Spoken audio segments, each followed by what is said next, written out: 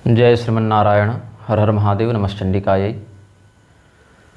वर्तमान प्रकरण जो अलग अलग माध्यमों से हमारे विपक्षी जन प्रसारित कर रहे हैं और स्वयं को बहुत बड़ा वैदिक मीमांसा शास्त्र विशेषज्ञ के रूप में समाज में प्रस्तुत कर रहे हैं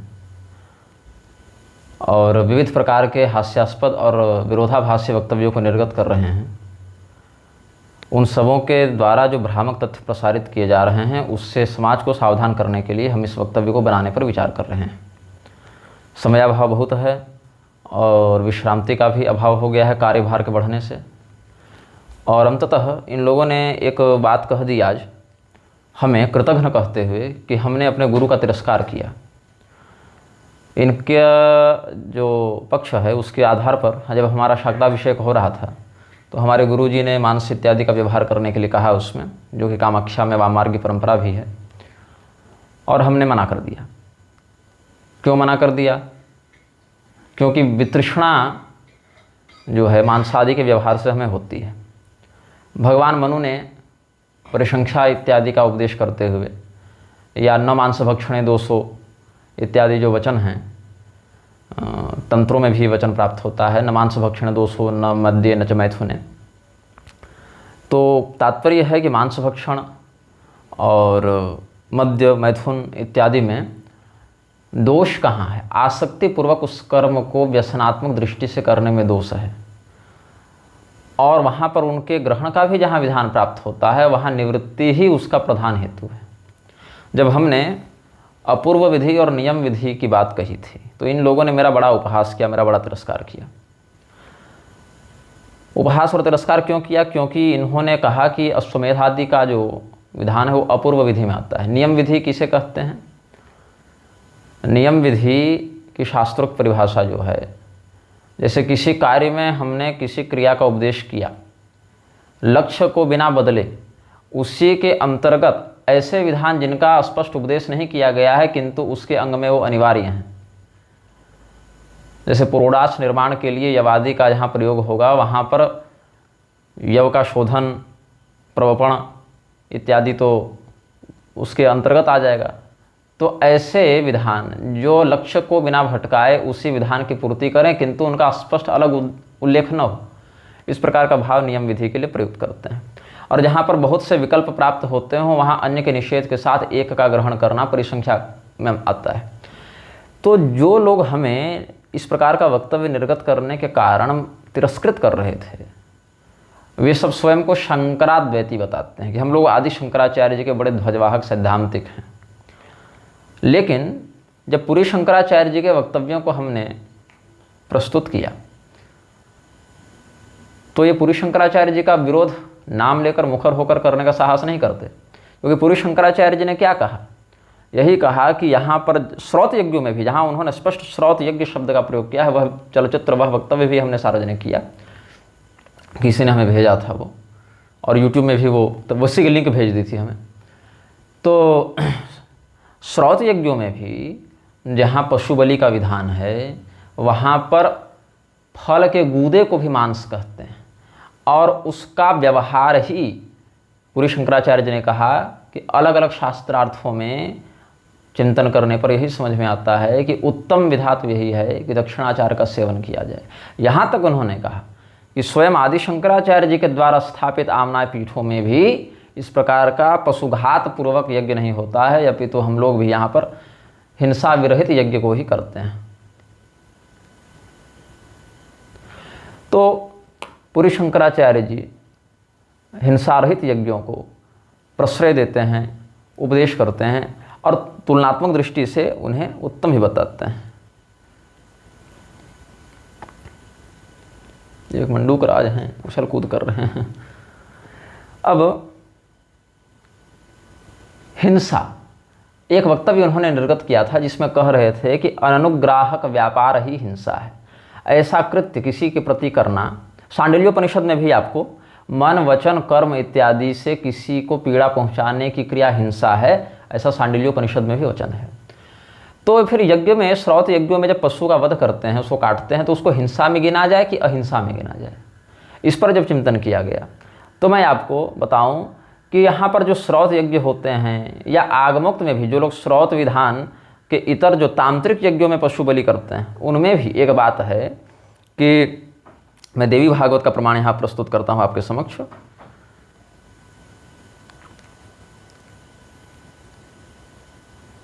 देवी भागवत में यह कहते हैं कि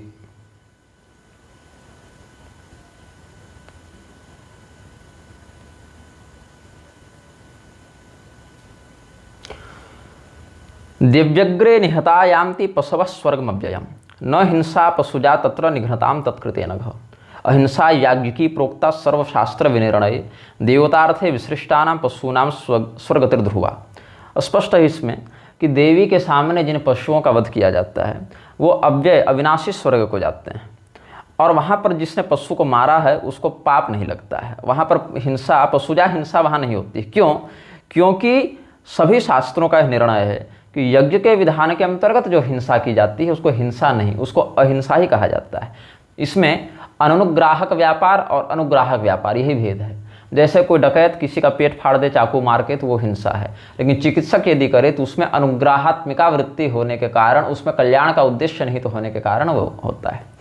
अब यदि ये कुतर्क करता है कोई कि अगर इतना ही कल्याण करके उस पशु को स्वर्ग भेज रहे हो तो अपने बाल बच्चे माता पिता को क्यों नहीं काट देते, तो उसमें यह कारण है कि माता पिता को काटने की, बच्चे को काटने की विधि प्राप्त नहीं होती है।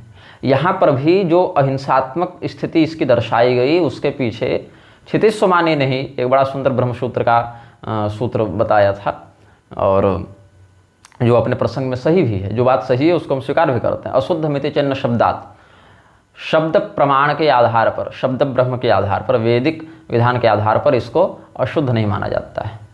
अच्छा, इसमें एक चिंतन यह भी बना, जब हम अपने भाई से चर्चा कर रहे थे तो भाई ने कहा कि सूत्र तो अति लघु होने के लिए ही प्रसिद्ध हैं, वर्णीय हैं और सर्वतोमुख होते हैं सूत्र, तो यहाँ पर अशुद्धम न शब्दात भी कह सकते थे तो वही अर्थ निकलता, किंतु अशुद्धम इति चेन्न शब्दात, चेत और इति इस प्रकार के अव्ययों का प्रयोग करने से यह सूत्र बहुअर्थक भी होता है।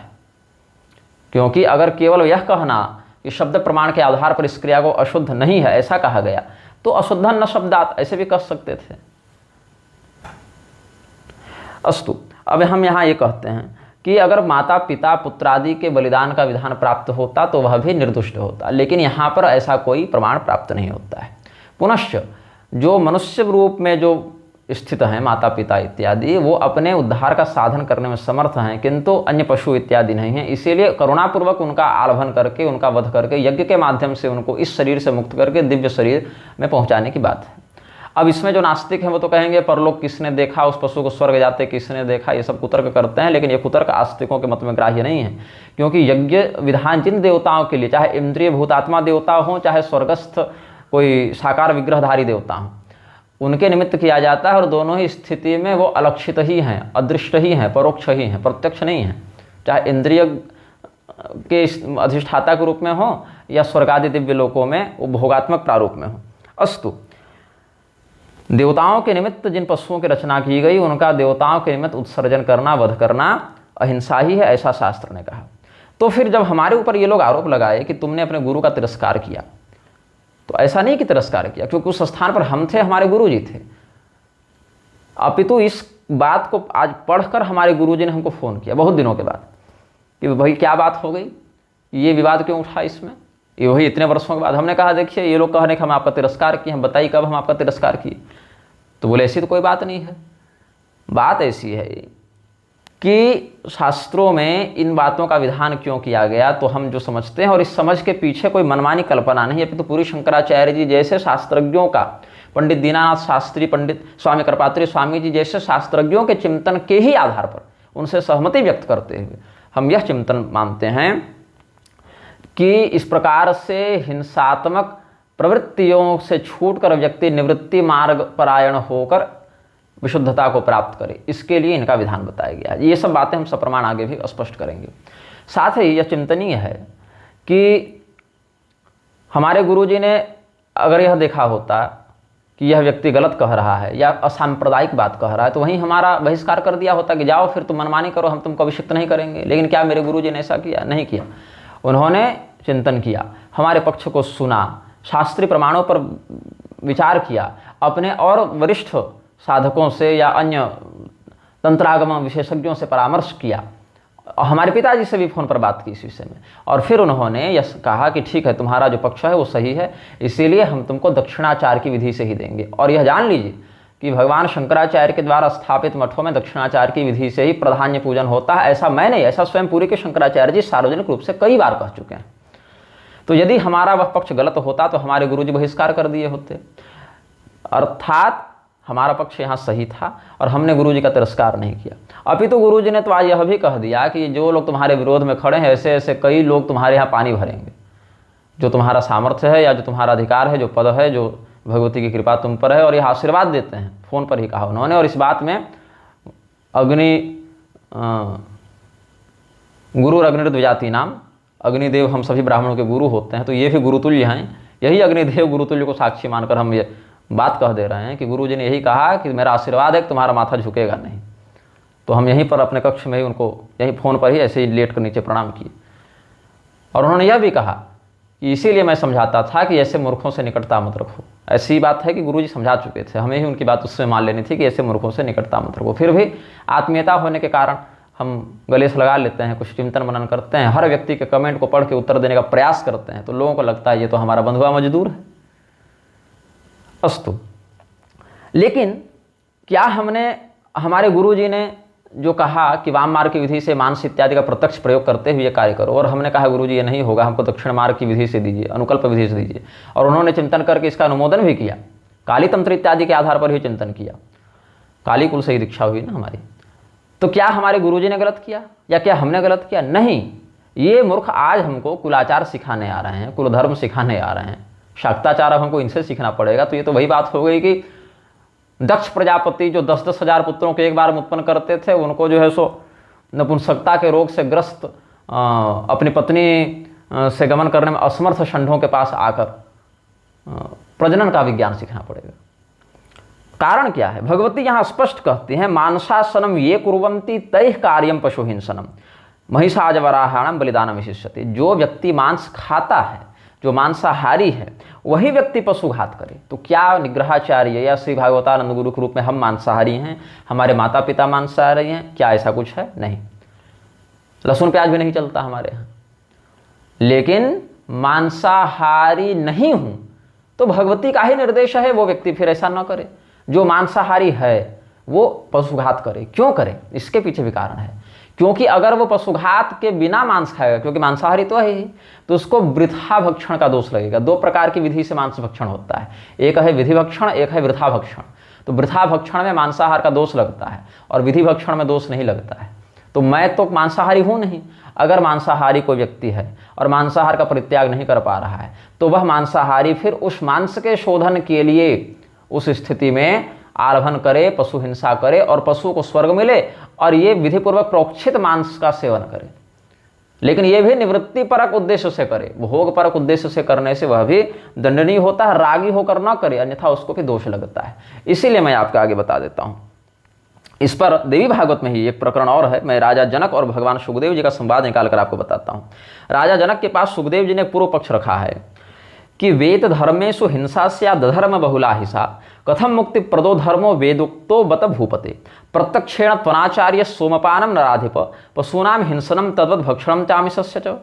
ये सब कहते हैं कि हे राजा जनक, वेदों में जो हिंसा बताई गई है उसमें अधर्म का बाहुल्य है। फिर मुक्ति प्रदान करने में वैदिक धर्म कैसे समर्थ हो सकता है? क्योंकि वहाँ तो पशुओं का भक्षण करके और हिंसन करके और भक्षण करने का स्पष्ट अनाचार, सोमपान इत्यादि अनाचार वर्णित है। तो इसमें कैसे ये होगा बताइए?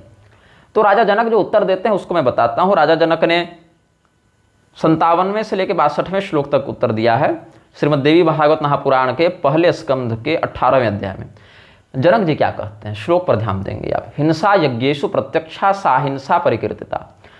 सा हिंसा में संधि है ना, अहिंसा शब्द है वहाँ। उपाधि योग तो हिंसा नान्य थेति विनिर्णय, कि यज्ञों में जो हिंसा दिखती है वो वस्तुतः अहिंसा ही है, लेकिन बाहर से उसका स्वरूप देखने से उसमें हिंसा की उपाधि का अनुभव होता है। तत् यथा चिमधन संयोगा दग्नो धूम प्रवर्तते तद वियोगा तथा तस्मिन् निर्धूमत्वम विभाति वे। जैसे आप अग्नि जलाइएगा तो ईंधन का संयोग होने से अग्नि के साथ साथ धुआं भी उठता है, तो तो धुआं का संसर्ग कब तक है वहाँ पर, धुएं की उपस्थिति कब तक है वहाँ पर, जब तक वहाँ पर ईंधन की स्थिति है और ईंधन के माध्यम से अभिव्यक्त अग्नि की स्थिति है। अग्नि में धूम जो है वो कब तक है, जब तक ईंधन का उसको प्राप्त हो रहा है ईंधन का बल। तो अहिंसा च तथा विद्धि वेदोक्ता मुनिसत्तम, हे महर्षि, हे मुनिसत्तम, हे सुखदेव जी, उसी प्रकार से वेद में बताई अहिंसा को भी जानो। लेकिन वो अहिंसा किनके लिए है? जो निष्प्रिय हैं, जो वैरागी हैं, जो कर्मानुबंध से स्वयं को परे मान चुके हैं, जो ऐसा अनुभव कर चुके हैं, उनके लिए। जो व्यक्ति रागी है, कर्मफल प्रेप्सु है, वह व्यक्ति क्या है, उसमें हिंसा का ही फल प्राप्त करता है। इसलिए वेदों में जहाँ पशु यज्ञ का विधान है, वहाँ निष्प्रिय होकर अगर उस कर्तव्य को किया जाए तो अहिंसा है। लेकिन कर्मफल प्रेप्सु होकर अगर रागपूर्वक उसको किया जाए तो उसके लिए वह हिंसा ही है। ऐसा राजा जनक ने सुखदेव जी को उत्तर दिया है। रागिणाम सापि हिंसैव निष्पृहाणाम न सामता अरागेण च यत्कर्म तथा अहंकार वर्जितम अकृतम वेद विद्वांसः प्रवदन्ति मनीषिणः। अहिंसा क्यों है? अकृता हिंसा या सा अहिंसा, जो हिंसा की नहीं गई उसको अहिंसा कहते हैं। तो अरागेण च यत्कर्म, जो राग रहित होकर कर्म किया गया, अहं करोमि इस भाव से रहित होकर जो कर्म किया गया, उस कर्म को नहीं किया गया, ऐसा वेद के विद्वान मानते हैं। हम नहीं मानते, मनीषी जन कहते हैं अकृतम वेद विद्वांसः प्रवदन्ति मनीषिणः। लेकिन यदि राग पूर्वक किया गया तो वह हिंसा ही है। रागिणाम सापि हिंसैव निष्पृहाणाम न सामता। तो ये समस्त रागी कर्मफल प्रेप्सु लोग जो वेद के नाम पर पशु बलि कर रहे हैं, करवा रहे हैं, या उस प्रकार का गाय काट दो, बैल काट दो, बकरा काट दो का प्रलाप करते रहते हैं, ये राग पूर्वक कर्मफल प्रेप्सु होकर करते हैं। इसीलिए इनको हिंसा का ही दोष लगेगा, ऐसा हम समझते हैं। तो आगे हम प्रकरणों पर चर्चा करते हैं। विष्णु धर्मोत्तर पुराण में एक प्रकरण है जिसका हम यहाँ पर आश्रय लेकर अपने वक्तव्य को पुष्ट करेंगे। विष्णु धर्मोत्तर पुराण में कहते हैं, पहले तो पशु हिंसा का निषेध किया, मांसाहार का निषेध किया, बहुत कुछ, और उसके बाद इसमें कहते हैं या असंस्कृतान पशून मंत्रैर नाद्याद विप्रः कथंचन, जो पशुओं को बिना मंत्र के मारा गया हो, असंस्कृत हो, जो अशुद्ध हो, उनको ब्राह्मण न खावे, मंत्र से संस्कृत करके ही उनको विधि पूर्वक ग्रहण करे। या वेद विहिता हिंसा न सा हिंसा मतायतः, क्योंकि वेदों में जो हिंसा बताई गई है उसको शास्त्र हिंसा नहीं मानते, अहिंसा ही मानते हैं। क्यों? क्योंकि औषध्य पशवो वृक्षास्तुर्यम च पक्षणस्तथा यज्ञार्थम निधनम प्राप्त प्राप्नुवन्त्युच्छ्रुताः पुनः। औषधि, पशु, वृक्ष, तिर्यक, जंतु, पक्षी इत्यादि जो यज्ञ के निमित्त मारे जाते हैं, वह पुनः दिव्य रूप से पुनः उद्भूत हो जाते हैं। इसीलिए मधुपर्के च यज्ञे च पितृदैवत कर्मणि अत्रैव पशवो हिंसा नान्यत्रेति कदाचन। इसलिए मधुपर्क विधान में, यज्ञ विधान में और श्राद्ध इत्यादि कर्मों में पशु की हिंसा करना अहिंसा ही मानी गई है, क्योंकि विधानोक्त है। इसके अलावा कहीं मारोगे तो दोष लगेगा। ईश्वर्थेषु पशुन हंति वेद तत्वार्थ विद्विजा। इसलिए वेद के तत्वार्थ को जानने वाले ब्राह्मण इन्हीं कार्यों में पशुओं को मारते हैं। इसका अर्थ क्या है कि वेदों को जानने वाले रहस्यवेत्ता दोनों प्रकार के विधानों को पुष्ट करते हैं, सम्मत करते हैं। एक, जहाँ प्रत्यक्ष पशुघात इन कर्मों में किया जाता है वह भी मान्य है, और जहाँ प्रत्यक्ष पशुघात नहीं किया जाता है वह भी मान्य है। मांसाशी व्यक्ति प्रत्यक्ष पशुघात पूर्वक भक्षण करेगा, और अमांसाशी निरामिष व्यक्ति अन्न रस इत्यादि के माध्यम से उसको करेगा, क्योंकि जो जिसको खाता है उसी से देवता का आहार पुष्ट होता है। यह भी शास्त्र सिद्ध वचन है, कोई हम अपने मन से कल्पना नहीं कर रहे हैं। इसीलिए वृथा मांस जो है उसका भक्षण न करे। वृथा तो मांसम पुरुष समश्नन प्रयात विप्रा नरकम सुघोरम निबर्हणम गर्हितमेव जंतोर मांसश्च तस्मात् परिवर्जनीयम। ये विष्णु धर्मोत्तर पुराण के तीसरे खंड में मार्कंडेय और वज्र संवाद के अंतर्गत जो हंस गीता है उसमें हिंसा के जो दोष वर्णित हैं उसके अंतर्गत ये विषय बताया गया है। अब देखिए, कुछ वैदिक प्रमाण भी हम इसमें देते हैं। कुछ लोग यह कहते हैं कि वेदों में जो बातें हैं वो अगर पुराण में समर्थित हो तो पुराण प्रमाण माने जाते हैं, और अगर वेद विरुद्ध बात पुराणों में हो तो पुराणों प्रमाण नहीं माना जाता है। लेकिन हमें यह बताओ कि कौन सा पुराण वाक्य वेद विरुद्ध है, अथवा ये समझना चाहिए कि हम कैसे जान रहे हैं कि वेदों का जो अर्थ हम लगा रहे हैं और वही अर्थ जो पुराणों में वर्णित है, तो हमारा लगाया अर्थ गलत है और स्वयं वेदव्यास जी ने पुराणों में जो लिखा है वो गलत हो गया। इसका अर्थ यह समझना चाहिए कि पुराणों में जो अर्थ वर्णित है, क्योंकि पुराणों से पहले यही प्रतिज्ञा की जाती है, पुराणम वेद सम्मतम पुराणम ब्रह्म सम्मतम, ऐसा कहा जाता है। अर्थात ये वेद के द्वारा समर्थित, सम्मत वेदा विरुद्ध, वेद से अविरुद्ध पुराण है। तो इसका अर्थ यह समझना चाहिए कि हम अपने मन से जो वेद का तात्पर्य समझ रहे हैं, पुराण से अगर वो नहीं मिल रहा है, इसका अर्थ है कि हमारा ही लगाया अर्थ गलत जा रहा है। पुराण के अर्थ का अनुशीलन करके ही वेदार्थ चिंतन करना चाहिए, यह हमारा पक्ष है और यह पक्ष दृढ़ता से रहेगा। किसी को मानना है चाहे नहीं मानना है, वो तुम्हारा निजी विषय है, तुम्हारी निजी समस्या है। हम ठेकेदारी नहीं लिए हैं तुमको संतुष्ट करने की।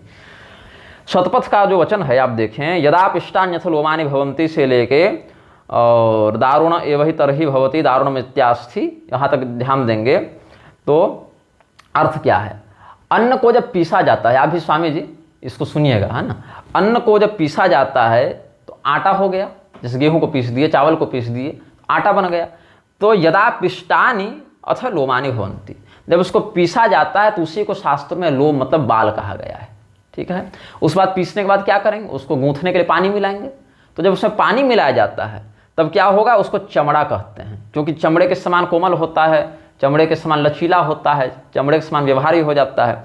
तो वह गूंथा जब उसमें जल मिलाया जाता है तो कहते हैं यदाप आनयति अथ त्वक भवन्ति, जब उसमें आप मतलब जल को मिलाया जाता है, बहुवचनांत है ना इसलिए भवंती कह दिया, तो उसको क्या कहते हैं, त्वक। त्वक मतलब चमड़ा, त्वचा। और उसमें जब उसको मिला दिया जाता है, मतलब जल मिला दिए और आटा था तो मिश्रित कर दिए, गूंथ दिए, तो उसको मांस कहा जाता है, तब कहते हैं मांसम भवति। उसके बाद उसको जब सेंका जाता है तब उसको वो कड़ा हो जाता है, रोटी इत्यादि कड़ी हो जाती है जब सेंका जाता है। तो कड़ा तत्व क्या है हमारे शरीर में, हमारे शरीर में सबसे अधिक मजबूत तत्व क्या है, हड्डी, तब उसको अस्थि कहा जाता है। दारुण, हाँ तदा, हाँ उसके बाद जब वो कड़ी हो, लेकिन ऐसे नहीं हड्डी, उसमें बोन मैरो भी है, स्निग्धता भी है, मज्जा से वह आवृत है, इसीलिए मज्जा कब कहते हैं, जब उसमें हम घी डालते हैं तो चिकनाई भी आ जाती है। हड्डी में अगर चिकनाई समाप्त हो जाए तो विविध प्रकार के रोग होते हैं ना, दर्द इत्यादि उठ जाते हैं, हाँ गठिया इत्यादि हो जाता है, स्पॉन्डिलाइटिस हो जाता है, बहुत तरीके के। तो इसीलिए अन्न को पीस दो तो वो बन गया लोम, अन्न में जल मिला दो पीसे हुए आटे में तो बन गया त्वग मतलब त्वचा, फिर उसको जब गूंथो तो बन गया मांस, फिर उसको जब सेंको, जब कड़ा हो जाए तो हो गई अस्थि, जब घी मिला दो तो बन गया वह मज्जा। इस प्रकार से समझना चाहिए। अच्छा, ये भी एक शास्त्रीय वेदोक्त वाक्य ही प्राप्त होता है। अच्छा, एक और मुझे वचन स्मरण आ रहा था जहाँ कहते थे पशुधर्माज्यम भवति, वहाँ पर पशु बलि का उपदेश करने के बाद विविध प्रकार के अंगों से हवन करने का जहाँ विधान है, वहाँ यह भी समझना चाहिए कि ये सब भी हड्डी है, मांस है, त्वचा है, ये सब अंग ही कहलाते हैं। और यह भी चिंतनीय है कि पशु धर्माज्यम भवति से वह घी ही पशु के गुण को धारण कर लेता है। अब जहाँ पर अन्न को ही पशु के तत्व से पशु धर्मा क्यों समझेंगे, इसके पीछे एक और वचन हम यहाँ शतपथ से ही प्रदान करते हैं। पुरुषम हवय देवा अग्रे पशुमाले भिरे तस्यालब्धस्य मेघोपचक्राम इत्यादि वचनों से यहाँ पर एक विषय रखते हैं। सोस्वम प्रविवेश सोस्वम ते स्वमालभंत तस्यालब्धस्य मेघोपचक्राम सगाम प्रविवेश ते गाम आलभंत, ये सब जो वचन है। सबसे पहले देवताओं ने क्या किया, पुरुष का बलिदान किया। तो बलिदान किसका किया जाता है, जो मेध्य हो, जिसमें पवित्रता विद्यमान हो, उसी का बलिदान किया जाता है। तो जब उसका वध किया गया, उसका जब आलभन किया गया तो वह मेध्यत्व भाग जो है वह अश्व में चला गया, तो अश्व का आलभन किया, वहाँ से वो गाय में चला गया तो गाय की भी बलि दी, वहाँ से वो मेढ़े, मेढ़ा कहते हैं ना, पुरुष भेड़ कह लीजिए उसको, है ना, मेष जिसको कहते हैं, अभी भी कहते हैं उसको। तो ते सो भी प्रविवेश ते भी मालभंत, जब वो मेढ़ा में चला गया तो मेढ़ा को ही मार दिया गया। तब वो बकरे में चला गया, अज में चला गया तो ते अजमालभंत, वो अजम प्रविवेश, जब बकरा में चला गया तो वो बकरा को भी उन्होंने मारा।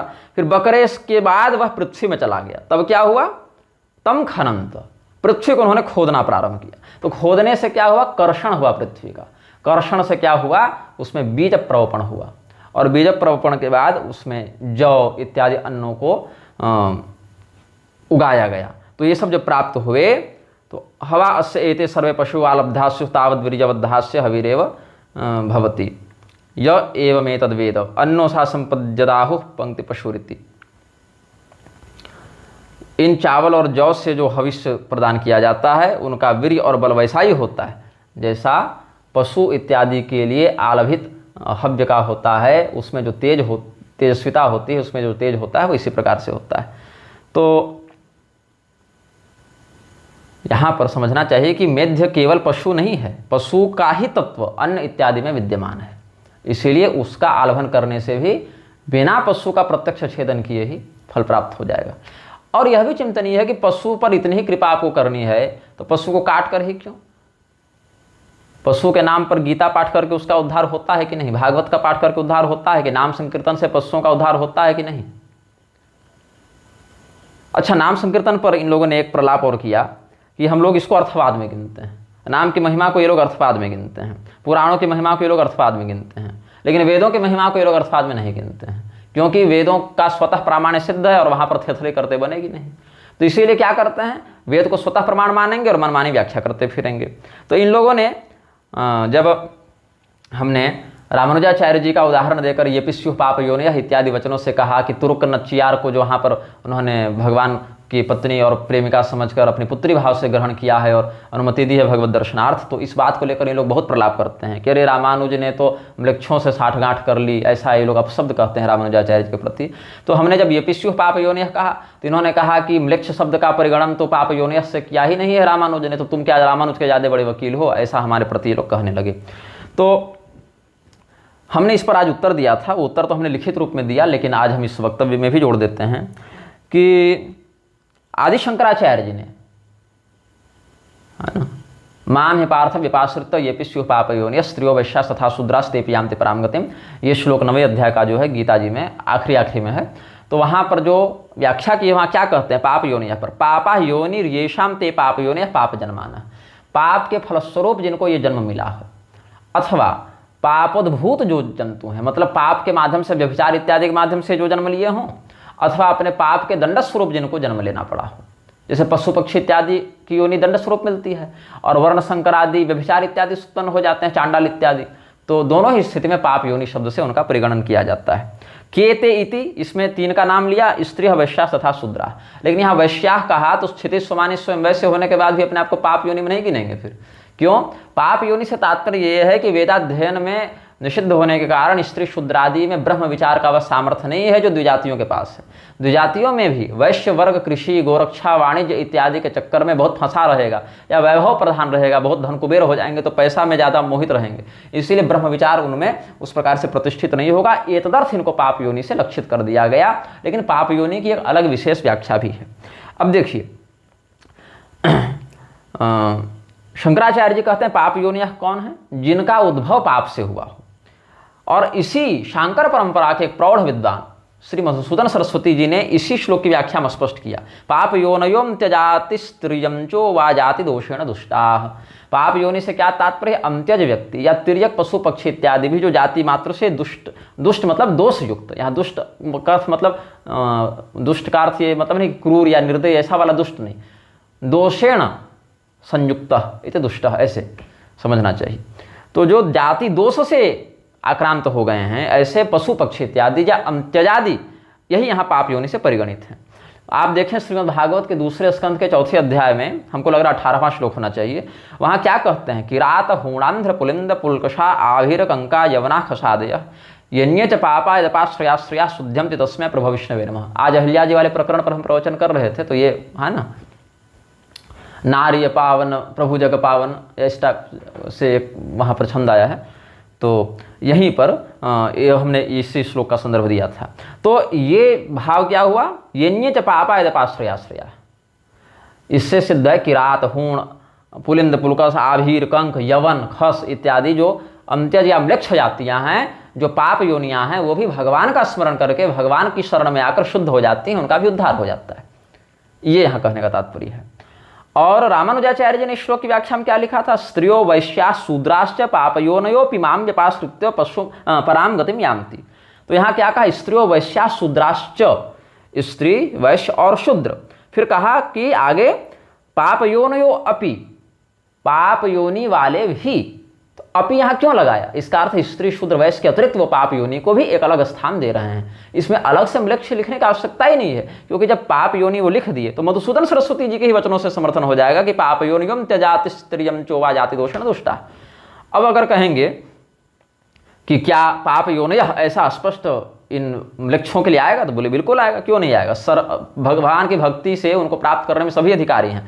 ऐसा पद्म पुराण के पाताल खंड में है कि सर्वे अधिकारणश्चात्र चांडालांता मुनीश्वर स्त्रिय शूद्रादयश्चापि जड़ मूकादि पंगव अन्ये हूणा किराताश्च पुलिंदा पुष्कशास्तथा आभिरा यवना कंका खसाद्या पापयोनयः।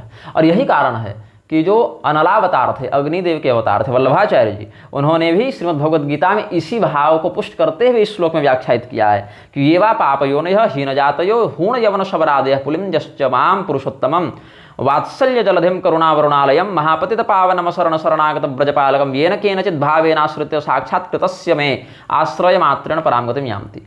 इसीलिए कृमि से लेकर म्लेच्छ तक सबको पाप योनि में गिना गया है। मत्स्य पुराण, स्कंद पुराण, नारद पुराण, कुर्म पुराण, पद्म पुराण का हमने प्रमाण दिया। कृमि म्लेच्छाश्च ये चान्ये संकीर्णाः पापयोनयः कृमयश्च ये म्लेच्छाः संकीर्णाः पापयोनयः स्त्रियो म्लेच्छाश्च ये चान्ये संकीर्णाः पापयोनयः।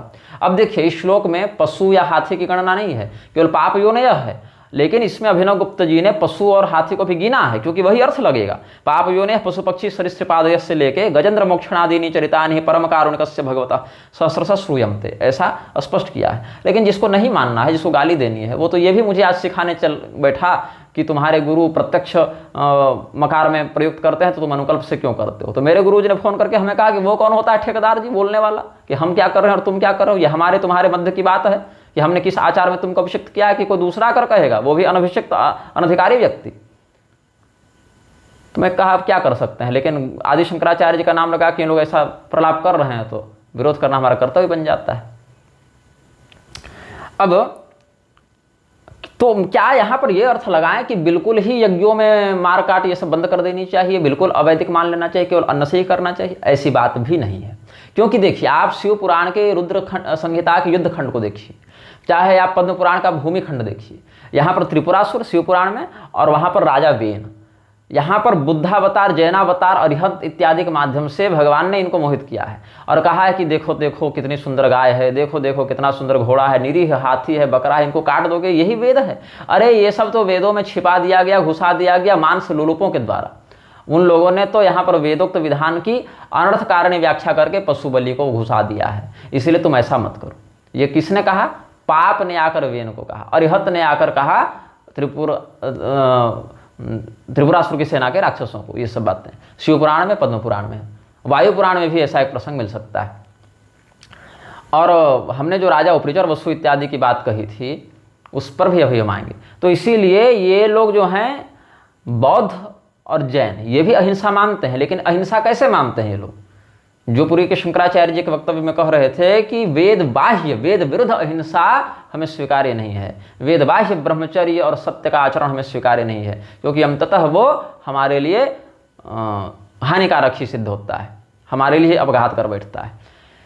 तो बौद्ध और जैन क्या मानते हैं कि पूर्णतया वैदिक विधान में यज्ञ होना ही नहीं चाहिए, इस प्रकार का कोई पशु यज्ञ होना ही नहीं चाहिए, ये सर्वथा गलत है, ये तो पाखंडियों ने कर दिया। अच्छा, पाखंडी शब्द से वो वेद का खंडन करने वाले स्वयं है ऐसा नहीं मानते, मतलब जो पशु यज्ञ करता है वो पाखंडी ऐसा मान लेते हैं। और दूसरा पक्ष अभी जो बड़े स्रोत वैदिक बने चल रहे हैं, यज्ञ सम्राट बने चल रहे हैं, इनका मानना है कि बिल्कुल पशु ही मारना चाहिए, दूसरा कोई इसमें विधान ही नहीं हो सकता, दूसरा कोई विकल्प ही नहीं हो सकता, ये अपरिहार्य और निर्विकल्प विधि है, ऐसा ही मानते हैं। तो ये दोनों ही मेरे मत में श्रुति के तात्पर्य को यथोचित रूप में प्रस्तुत नहीं कर रहे हैं, क्योंकि इसमें एक और पक्ष है कि वेदों में हिंसात्मक और अहिंसात्मक दोनों विधि से, मतलब हिंसा तो नहीं है, वो अहिंसा ही कहलाएगी, वेदोक्ता हिंसा भी अहिंसा ही है, लेकिन प्रत्यक्ष पशुघात पूर्वक या अन्नादि के माध्यम से दोनों ही विधान से यज्ञ को किया जा सकता है और किया जाता था, और जिन्होंने किया उनको यज्ञ रहस्यवेत्ता, वेद रहस्यवेत्ता ही कहा गया। इस विषय में कुछ और प्रमाणों पर हम चिंतन करते हैं। सबसे पहले हम आपको स्कंद पुराण का धर्मारण्य खंड का एक प्रमाण देंगे। यह कथा बहुत विस्तृत है। यहाँ इंद्र सूर्य का प्रकरण है, जो जैन था, जैनियों के प्रभाव से उस राज्य में क्या हुआ, वेदोक्त यज्ञ बंद कर दिए गए और ब्राह्मणों को बहुत प्रताड़ित किया गया। तो ब्राह्मणों ने कहा कि भाई हम लोग को तो ये आजीविका, ये सब व्यवस्था भगवान श्री रामचंद्र जी ने दी हुई है। तो जो राजा था उसने तमक कर कहा, कौन राम और कौन हनुमान, अगर हैं तो हमारे सामने लेकर आओ, और अगर तुम सिद्ध कर देते हो कि ये सब कुछ हैं तो हम तुम्हारे वैदिक धर्म का अनुसरण करेंगे, और अगर तुम ऐसा सिद्ध नहीं कर पाते हो तो हम तुम्हें जैन मत में दीक्षित कर लेंगे। तो वहाँ पर राजा ने भी यही सब जैनियों वाले कुतर्क दिए हैं कि देखो गोमेध और ये सब नहीं करना चाहिए, ये सब स्पष्ट कहता है वो कि छोटे छोटे प्राणियों तक को जहाँ नहीं मारने का विधान है, जहाँ अहिंसा का विधान है, कथम यूजम प्रवर्त तद्वे विप्रा हिंसा परायणा। अच्छा, पाठक स्मरण करेंगे कि हमने अमृत वचन पुस्तक में एक पंक्ति लिखी थी। पंक्ति का भाव यही है जो हम बोल रहे हैं, पंक्ति की शब्दावली कुछ हो सकती है, जहाँ हमने कहा था कि वैदिक बलि में, वैदिक विधान में मंत्रों का प्रयोग करके पशु को मारा जाता था, शस्त्रों का प्रयोग नहीं होता था।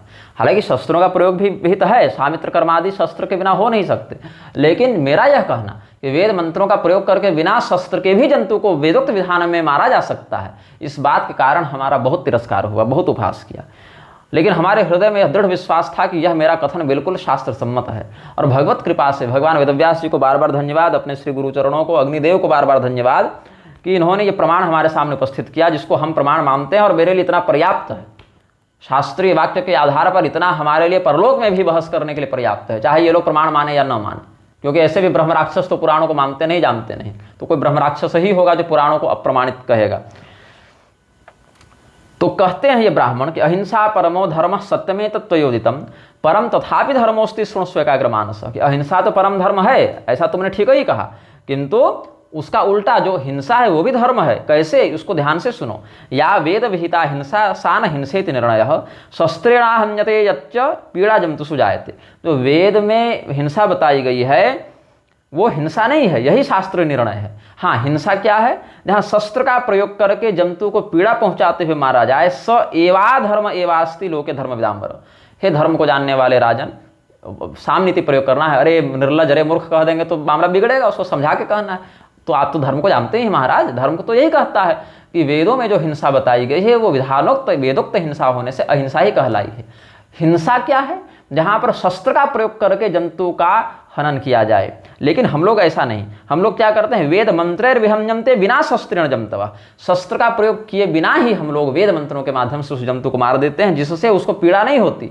ये शरीर छूटकर उसको दिव्य लोक में, धाम में प्राप्त होता है, दिव्य स्थान। जंतु पीड़ा करा नैव सा हिंसा सुखदायिनी। तो इसका अर्थ है कि उस काल में वेदज्ञ ब्राह्मण, हालांकि ये सब बाद में राजा ने बात नहीं माना है, तो ये सब फिर बाद में जाकर आराधना किए हैं, हनुमान जी आए हैं, फिर वो राजा हार माना है, बहुत कुछ हुआ है। लेकिन ये मुख्य बात ध्यातव्य है यहाँ पर कि भगवान वेदव्यास जी ने स्कंद पुराण के धर्मारण्य खंड में, जो ब्रह्म खंडांतर्गत है, यह स्पष्ट कहा, उन ब्राह्मणों के इतिहास का वर्णन करते हुए स्पष्ट कहा कि वेद मंत्रों के बिना भी हम पशु का वध यज्ञ विधान के अंतर्गत करते हैं, इसीलिए वो हिंसा नहीं है, वो अहिंसा ही है।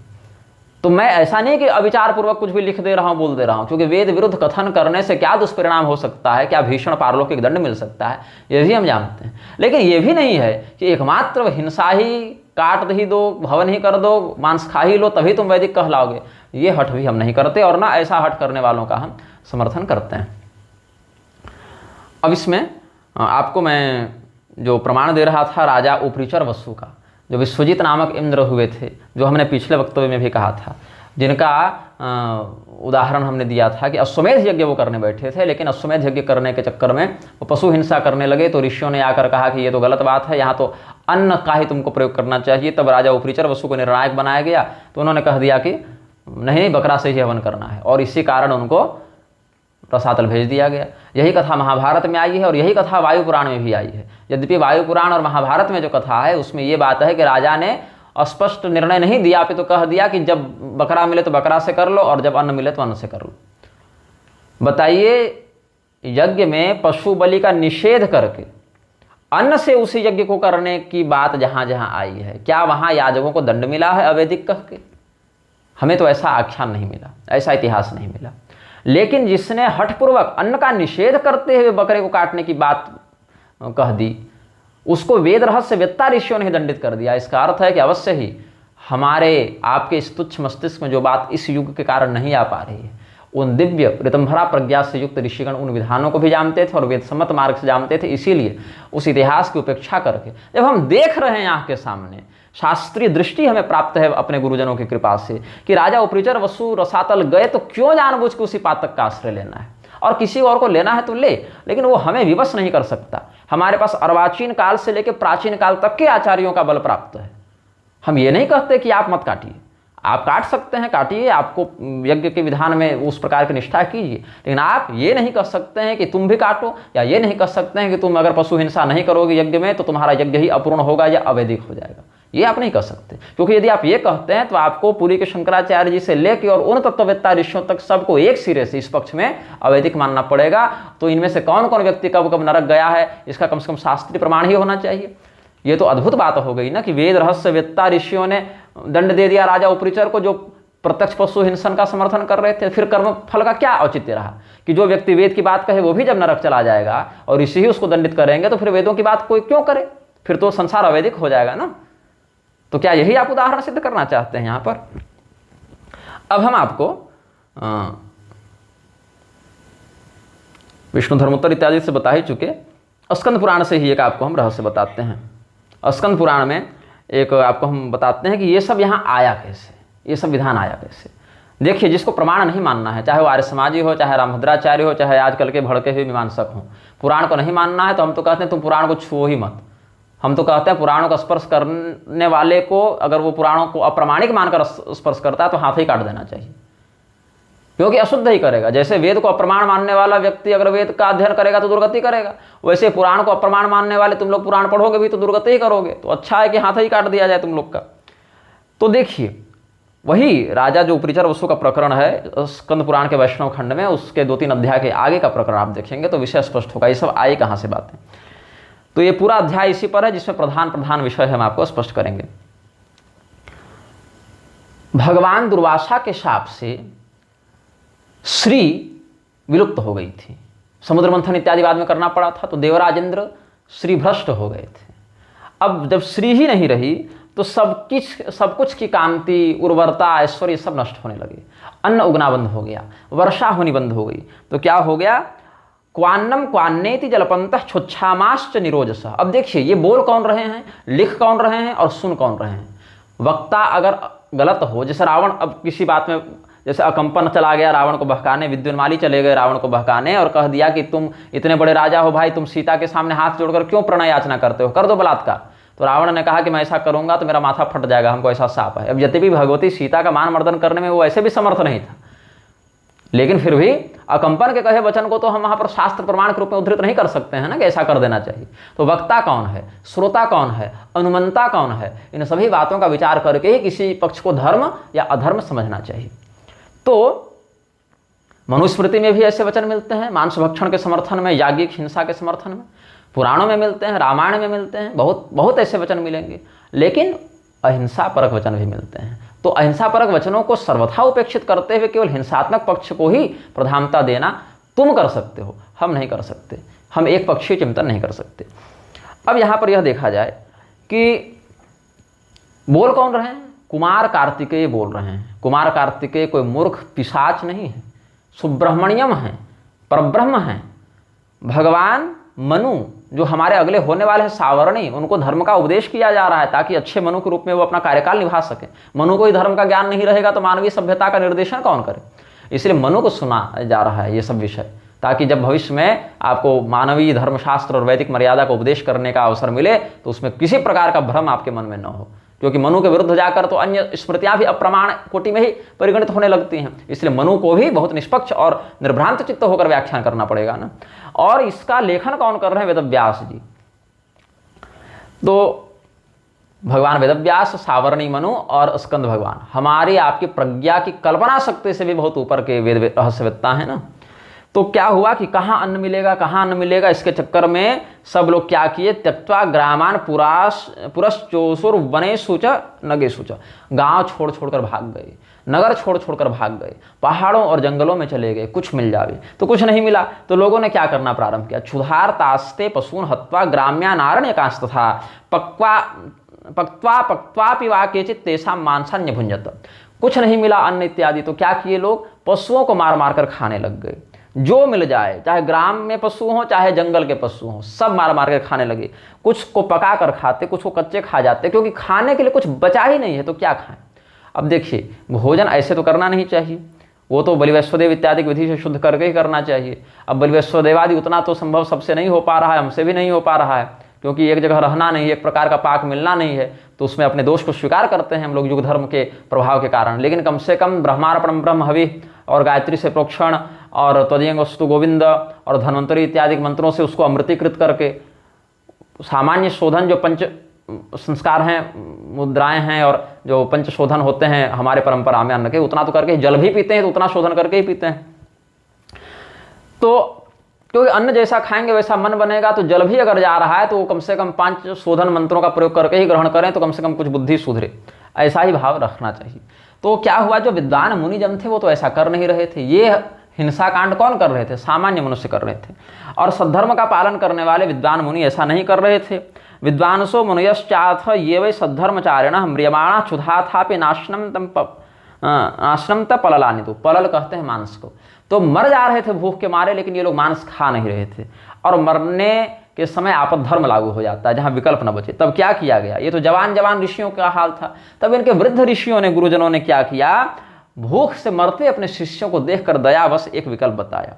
अकेले नहीं बताया, मनुभिः सह वेदोक्तम आपद धर्म अवोधयन्। मनु महाराज के, और मनु एक नहीं अपितु समस्त मनुओं का जो मत है, उन समस्त मनुओं के चिंतन के आधार पर वेदों में जो आपद धर्म बताया गया उसका इन्होंने बोध कराया। मुनयः प्रायशस्तत्र क्षुधा व्याकुलितेन्द्रिया परोक्षवाद वेदार्थान विपरीतान प्रपेदिरे। जो यहाँ पर भूख प्यास से व्याकुल चित्त वाले ऋषिगण थे, उन्होंने वेद के अर्थ में विपरीतार्थ प्रयोग करना प्रारंभ किया। क्या कहते हैं? अर्थम चायादि शब्दाना मुख्यम छागादि में होते। उल्टा अर्थ क्या किया? जहाँ अज का अर्थ 3 वर्ष प्राचीन बीज था, जो महाभारत में, स्कंद पुराण में, वायु पुराण में ही भी प्रसिद्ध है, और आयुर्वेद के ग्रंथों में भी जो बात मिलती है, वहां पर विपरीत अर्थ लगाने लगे कि नहीं नहीं, अज तो यहाँ बकरे को कहा गया है। तो बुधोश्चाथते प्राहुर यज्ञान कुरुत भोद्विजा, तो इसीलिए यहाँ पर इसका अर्थ बकरा लगा और बकरे से युक्त यज्ञ करना प्रारंभ करो। क्योंकि या वेद विहिता हिंसा नशा हिंसास्ति दोषदा, क्योंकि वेदों में जो हिंसा बताई गई है वह दोषदायिनी हिंसा नहीं है। इसीलिए, और अकेले नहीं खाना, तो देवता पितर को अर्पण करो, और इसीलिए फिर मेध्य पशुओं को मारो। उद्देश्य देवान पितृश्च ततो घृत पशुन शुभान। और जब प्रोक्षित हो जाएगा, देवता पितर को निवेदित कर लिया जाएगा, तो जो बच जाए उसको उदर पोषण के लिए, मात्र शरीर रक्षण के लिए उसको ग्रहण करो। हाँ, इसमें यह बात है कि अगर शरीर पुष्ट हो गया तो फिर अन्यथा वृथा मांस भक्षण करने के लिए, जीव को तृप्त करने के लिए मत खाओ। जहां पर कोई विकल्प ही न बचा हो, वहां पर मांस खाना ही अगर प्राण रक्षण के लिए अनिवार्य हो, तब इन यज्ञों में अज शब्द का अर्थ बीज न लेकर बकरा लेना पड़ेगा, और वहां बकरा काट कर यज्ञ करना पड़ेगा, और उसको फिर खाना पड़ेगा, देवता और पितर को साक्षी मानकर पहले उनको भाग देकर। तो यहाँ पर विधानोक्त हो जाने से फिर इसको हिंसा दोष नहीं लगेगा। तो कौन कौन से यज्ञ ये लोग करने लगे? कौन कौन से बोले? गोमेधम अश्वमेधम च नरमेधम मुखान मखान चक्रुर्यज्ञावशिष्ठानि मांसानि बहुजुश्चये। गोमेध, अश्वमेध, नरमेध, जहाँ गाय काट दो और बैल क्या काट दो, घोड़ा काट दो, मनुष्य काट दो, ये सब यज्ञों करने लगे और मांस का भक्षण करने लगे। इसमें भी नरमेध करके जो मांस भक्षण इत्यादि करते हैं, पुरुषा पुरुषमेधेन यजन्ते, ये सब जो है ना, भागवत महापुराण के 5म स्कंध के अंतिम अध्याय में देख लेना, उनको नरक जाना पड़ता है। वो भी विधानोक्त होने के बाद भी कल्याणकारी मार्ग नहीं है, उसका भी दुष्परिणाम ही भोगना पड़ता है। और फिर श्राद्ध इत्यादि में भी अब बड़े बड़े यज्ञ करने में असमर्थ हो गए, तो ये लोग बाद में इसको आजीविका बना लिए कि नहीं तो हम तो यज्ञ जब भी करेंगे तो पशु काट के ही करेंगे, भले अन्न उपलब्ध हो, हम जब भी। और बिना यज्ञ के भी कुछ लोग मांसाहार करने लग गए। तब उनको निवृत्त करने के लिए कहा कि जब मांस खा ही रहे हो तो कम से कम वेदोक्त मार्ग से यज्ञ करके खाओ। तो जो लोग आपद धर्म के कारण मांसाहार प्रारंभ किए और याज्ञिक विधान को उसमें सम्मिलित किया, ऐसे लोगों ने फिर कुछ पथभ्रष्ट हो गए, तो कहा कि जब भी यज्ञ होगा तो बिना मांस के नहीं होगा। अथवा कुछ लोग फिर उसको बिना यज्ञ के भी मांस भक्षण करने लग गए, तो निवृत्ति के निमित्त उनको फिर उसमें प्रेरित किया गया कि ठीक है, बिना यज्ञ के मत करना। फिर क्या किए? महायज्ञ सुशक्तास्तु पितृन उद्देश्य भूरिशः निहत्य श्राद्धेषु पशून् मांसान्यादांश तथा दयन। बिना दया के ही ये लोग निर्दयता पूर्वक ही, जो बड़े बड़े यज्ञ नहीं कर सकते थे, भूख तो उनको भी लगती थी, तो श्राद्ध के नाम पर पितरों को चढ़ाने के लिए वो सब करने लगे। तो पितरों ने भी आपद धर्म देखते हुए अनुमोदन किया। इसीलिए विष्णु पुराण इत्यादि में भी अलग अलग पशुओं के मांस से तर्पण श्राद्ध करने का विधान है। लेकिन उसमें भी इस पशु के मांस से 1 दिन, इस पशु के मांस से 10 दिन, इस पशु के मांस से ये 1 महीना तृप्ति होती है। लेकिन गव्यादि का प्रयोग करके जो अन्न रस इत्यादि किया जाता है उससे 1 वर्ष तृप्ति होती है, ऐसा कहा गया। मतलब सर्वोच्च उत्तम कोटि में, जो शंकराचार्य जी ने कहा ना, पुरी वाले शंकराचार्य जी ने, कि उत्तम कोटि में तो दक्षिणाचार को ही हम गिनते हैं, वही बात वहाँ भी सिद्ध होती है कि उत्तम कोटि में तो मांसादि की अपेक्षा अन्न रसादि को ही पुष्ट किया गया। यद्यपि विधान में मांसादि भी हैं, लेकिन तुलना के दृष्टिकोण से मांसादि की अपेक्षा अन्न रसादि से ही श्राद्ध और यज्ञ का विधान है। भागवत महापुराण में भी आप देखें, श्राद्ध में भी कहते हैं कि मांस से वैसी तृप्ति नहीं होती जैसा अन्न रसादि से तृप्ति होती है। फिर कुछ लोग तो अपने घर में आए अतिथियों के लिए भी ये सब करने लगे। स्वगृहागत शिष्टभ्य पशुने व निहत्य च निवेदयामासुरे ते गोछाग प्रमुखान मने, बकरा और गाय इत्यादि भी काटने लग गए लोग। तो ये सबको धर्म नहीं कहा गया है, ये सबको तो इत्थम हिंसा मया यज्ञा संप्रवृत्ता महापदी, बहुत बड़ी अकाल की आपत्ति आने के कारण यज्ञों में ये सब बातें करनी पड़ी। इसीलिए भीष्म पितामह ने कहा ना, धूर्तः प्रवर्तितम ये तद नैतद वेदेषु कल्पितम, ये सब वेदों में मुख्य रूप से कल्पित नहीं है, ये सब धूर्तों के द्वारा बाद में बताया गया। विकल्प विधान तो पशु बलि विकल्प है, मुख्य विधान तो अन्न रस इत्यादि का प्रयोग करना ही है। तो ये सब क्या कहते हैं, इसमें धर्म जो है वो कैसा है, अधर्म पंचसाखी जो आभास पूर्वक होता है ना, वही यहाँ स्थित है। धर्म स्वाभास मात्रोस्था स्वयं तुष्य मनवगात अधर्म सान्वय लोका स्त्री नपे व्याप्य सर्वतः अवर्धताल्पकाले न दुर्निवार्यो बुधैरपि। जब ये सब हुआ भयंकर, जब उपद्रव होने लगा वेदोक्त हिंसा के नाम पर, पहले तो अहिंसात्मक थे, फिर मजबूरी में हिंसा करनी पड़ी, तो ये सब होने लगा। तब अधर्म जब ऐसे घुसा है तब सब श्रीदेवी के शरण में गए, फिर समुद्र मंथन आदि में प्रयुक्त हुए। इसीलिए कहे कि ये अधर्म का, जो धर्म का विप्लव हुआ उसके कारण अधर्म ये सब घुसा है आद्य त्रेता युगे। और इसमें क्या किए ये लोग, यही मार काट कर देना ही धर्म है, ये सब को बताने वाले ग्रंथों को भी लिखने लगे। यही सब आजकल के मीमांसक लोग भी इसी प्रवृत्ति में लगे हैं ना, कि नहीं यही होगा यही होगा, मार ही के खा जाओ। तो ये क्या हो गया, विद्वांसस्तत्र ये जातस्ते तो धर्मम तमे, वही उसी को धर्म मान बैठे जो मांसाहारियों के वंशज हुए।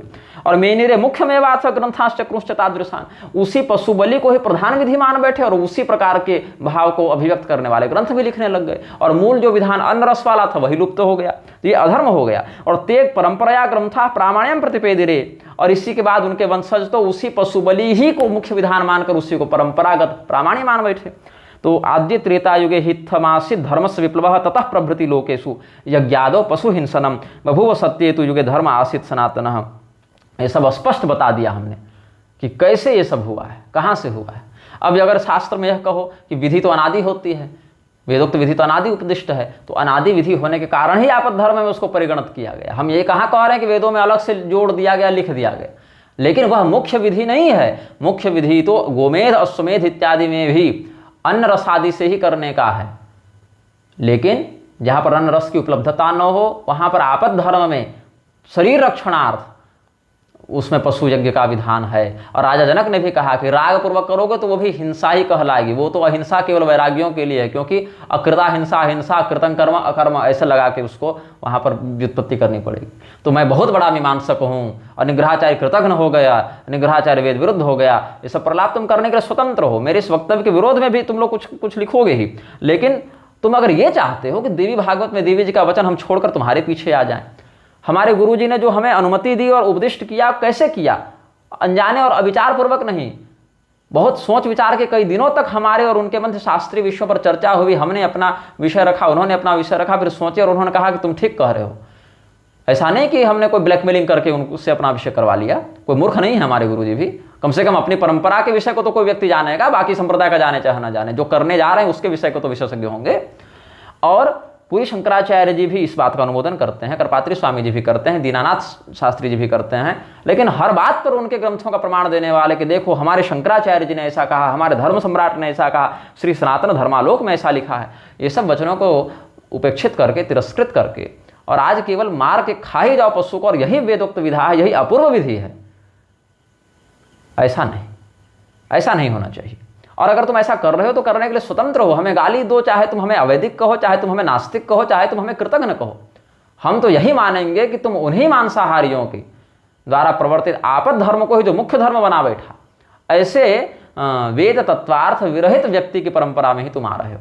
हाँ, ये अवश्य है कि मारने का भी विधान है, लेकिन जिन्होंने मारने का विधान उपदिष्ट किया ऐसे लोग भी रागी नहीं थे, विरागी थे, इसीलिए उन्होंने वैराग्य पूर्वक ही उसका उपदेश किया है और तुमने राग पूर्वक उसको ग्रहण किया है। इसीलिए उनके लिए जो अहिंसा थी वह तुम्हारे लिए हिंसा है, उनके लिए जो संस्कार था वो तुम्हारे लिए व्यभिचार है। और तुम चाहते हो कि हम वेदव्यास जी के इन पुराणोक्त वचनों को छोड़ दें, हम महाराज उपरिचर वसु के निर्णय के दुष्परिणाम को देखकर भी उस बात को भूल जावें। हम कुमार कार्तिकेय के द्वारा जब बताया जा रहा है, जो कुमार कार्तिकेय स्वयं निग्रह संप्रदाय के एक प्रधान आराध्य है, निग्रहो निग्रहाणाम च नेता तुम सुरनंदना, ऐसा जिनका निग्रहों के भी आप निग्रह करता है अथवा निग्रहों में जो निग्रह शक्ति है वो आपसे ही प्राप्त है, ऐसा जिनको हम प्रणाम करते हुए कहते हैं, उन कुमार स्कंद की बात को हम भूलकर तुम्हारे पीछे पीछे लग जाए। अरे भाई वही कुमार ना कुमारिल भट्ट बनकर मीमांसा इत्यादि का व्याख्यान करते हैं, जिनके नाम पर तुम लोग उछलते हो तंत्र वार्तिक और श्लोक वार्तिक दिखाकर। तो वही जब कुमारिल भट्ट एक अंश से बनकर आकर ये बात कह दें तो तुम मान लेते हो, लेकिन वही कुमार स्कंद स्वयं स्कंद पुराण में होने वाले मनु को जब ये बात कहते हैं तो तुम इस बात को नहीं मान पाते। ये कैसा तुम्हारा दोगलापन है भाई। तो जिसको जो मानना है माने, लेकिन अगर कोई हमको कहेगा कि जब तुम पशु मार के खाओगे और काटोगे तभी तुम वैदिक कहलाओगे, तो हम कुमार कार्तिकेय की बात को छोड़कर तुम्हारे पीछे नहीं जानेंगे ना। जब देवी जी कह रहे हैं कि जो मांस खाता है वही केवल बलि करे, शाकाहारी लोग ऐसा ना करें, तो तुम्हारे चक्कर में हम जो हैं सो मांस खाने नहीं बैठ जाएंगे। तुम पिशाच हो तो क्या हम भी पिशाच हो गए? ऐसा नहीं होगा। हमने अपने विषय को स्पष्ट बहुत बार किया है, इस बार भी कर दिया है। फिर भी किसी मंदबुद्धि को यदि समझ में नहीं आता है, वह अपनी रक्त शुद्धि पर विचार करे, वह अपने आहार शुद्धि पर विचार करे। और अगर फिर भी कुछ नहीं मानना है तो जैसे कहीं मही समान सधे नुखर अजखल निशाचर भक्षही, राक्षसों की भी समुदाय में बहुत प्रकार से इस बवंडर होता ही रहता था, वैसे ही तुम लोग भी इसी प्रकार से एक परिगणित हो जाओगे। जो लोग वेदों का अनर्थ कर रहे थे उनसे ही वेदों को बचाने के लिए भगवान को बुद्धावतार लेना पड़ा ना। अच्छा बताओ, जो लोग हमको कहते हैं कि निग्रहाचार्य की अहिंसा बौद्ध जैनवत है, तो क्या हमने अपने पक्ष में जो प्रमाण दिए क्या किसी बौद्ध वाक्य से दिया? अगर बौद्ध वाक्य से हमको प्रमाण देना होता तो पद्म पुराण के भूमि खंड में पाप ने जो कहा, या जो शिव पुराण के रुद्र खंड के रुद्र संहिता के युद्ध खंड में जो अर्हत इत्यादि ने कहा, या इंद्र सूरी ने जो कहा, वो भी हम प्रस्तुत कर सकते थे। लेकिन क्या हम उसको प्रस्तुत कर रहे हैं? जैन और बौद्ध का मत प्रस्तुत कर रहे हैं? नहीं, हम तो मनु का मत प्रस्तुत कर रहे हैं, ऋषियों का मत प्रस्तुत कर रहे हैं, स्कंद भगवान का मत प्रस्तुत कर रहे हैं। वेद व्यास के द्वारा जिनको वेद रहस्यवेत्ता बताया गया उनका मत प्रस्तुत कर रहे हैं, भीष्म पितामह का मत प्रस्तुत कर रहे हैं, भगवान श्री कृष्ण का, भगवती देवी का मत प्रस्तुत कर रहे हैं, जिनका समर्थन हमारे अर्वाचीन से लेकर पूर्वाचार्यों तक ने किया, उसका समर्थन कर रहे हैं। हम ये नहीं कह रहे कि तुम्हारा पक्ष गलत है या अवैदिक है, लेकिन हम ये अवश्य कहेंगे कि हमारा भी पक्ष जो है वह वेद सम्मत ही है, बल्कि हमारा पक्ष तो मुख्य पक्ष है। अपवाद और विकल्प में तो तुम्हारा आपद धर्म वाला पक्ष पशुघात के रूप में आया है। और जब श्रुतिबल भी हमें प्राप्त है कि अलग अलग स्थिति को प्राप्त अन्न की अलग अलग लोमास्थि संज्ञा होती है, तो वहां पर हम वेद पुराण और पूर्वाचार्य सम्मत मत का अनुसरण करने के कारण वेद मार्ग पर ही प्रतिष्ठित हैं, अवैदिक नहीं हैं। लेकिन इस बात को असह्य समझते हुए, स्वयं को बहुत बड़ा मीमांसक और वेदज्ञ समझते हुए तुम लोगों ने जो हमारा तिरस्कार किया है, हमारे गुरुजनों का तिरस्कार किया है, हमारे द्वारा प्रमाण के रूप में प्रस्तुत किए गए शास्त्र वाक्यों का तिरस्कार किया है, जबकि हमने तो तुम्हारे वाक्यों को अप्रमाण नहीं कह दिया, लेकिन तुमने तो कह दिया और उन्हें वेदव्यास जी के लिखे स्कंद प्रोक्त वाक्यों को अप्रमाण कह दिया। तो उस स्थिति में तुमने शब्द ब्रह्म की हत्या की है, हमने नहीं की है। इसलिए हम निर्भय हैं, निर्भ्रांत हैं, और अगर तुम हमारा इसमें कुछ बिगाड़ सकते हो तो बिगाड़ लो, इसमें हम क्या कर सकते हैं। जय श्रीमन नारायण, हर हर महादेव, नमः चंडिका जी।